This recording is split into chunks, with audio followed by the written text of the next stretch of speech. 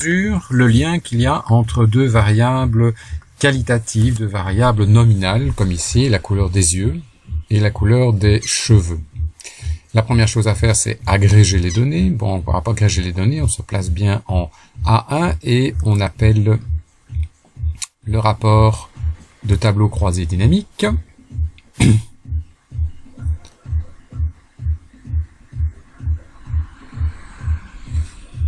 En ligne, on va mettre par exemple la couleur des yeux. En colonne, on va mettre la couleur des cheveux. Et à l'intérieur du tableau, on va compter le nombre de personnes. Chaque personne est identifiée à l'aide de la variable ID. Alors, bien entendu, ce n'est pas la somme qu'il faut faire, mais c'est compter.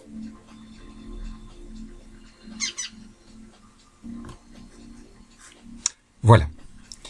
Il reste à établir, on ne travaille jamais en effectif, on ne peut pas comparer des effectifs, hein.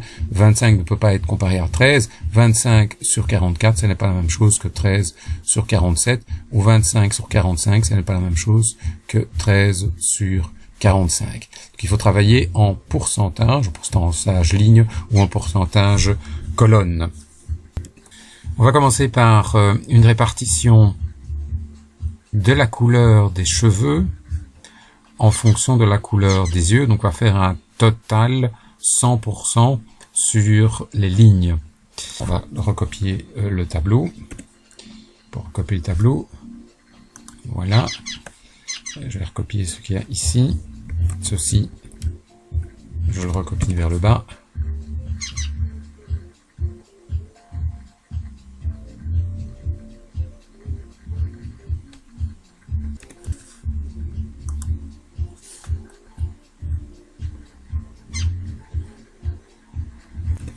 Puis on le recopie. Voilà. Donc les 25, on va remplacer ça par 25 rapporté au 44. Attention à figer, comme on va le recopier vers le bas. Figer uniquement la colonne. Cette formule-là, je la recopie sur toute la ligne, et cette ligne, je la recopie, y compris le total. Et si on ne s'est pas trompé, ici, le total doit faire 1.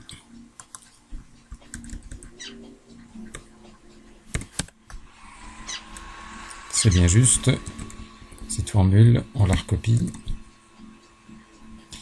On va mettre un format plus lisible. Je sélectionne le tableau pour recopier le format.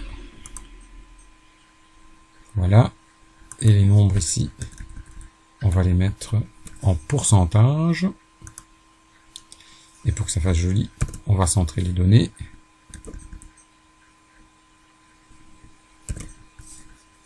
Donc comment ceci doit être interprété? Dans la population des gens qui ont les yeux bleus, 56% sont blonds, 20% ont les cheveux bruns, noirs et 15% ont les cheveux roux. Dans la population des yeux marrons, par exemple, 21% sont blonds, 39% ont les cheveux bruns, 24% ont les cheveux noirs et 15% ont les cheveux roux. On voit bien que la répartition de la couleur des cheveux suivant la couleur des yeux n'est pas la même. On voit bien à 58, 56, 20, 6, etc. Ça n'est pas la même chose que 27, 36, 21, etc. 21, 39, 24, etc. On va faire ce qu'on a fait maintenant pour la couleur des yeux, donc 100% sur la couleur des yeux. On va faire la même chose pour la couleur des cheveux, c'est-à-dire 100% sur les colonne. Le tableau, je vais le recopier ici. CTRL-C, CTRL-V, CTRL-C, CTRL-V. Et donc le 25, on va les 25 sont reportés cette fois-ci au total de la colonne. Attention, on va être amené à recopier la formule, donc il faut bien figer la ligne 5. Ce montant-là, on le recopie en ligne, y compris le total général. Et ça, CTRL-C, on le recopie vers le bas. On vérifie bien que le total sur une colonne fait bien 100 égale somme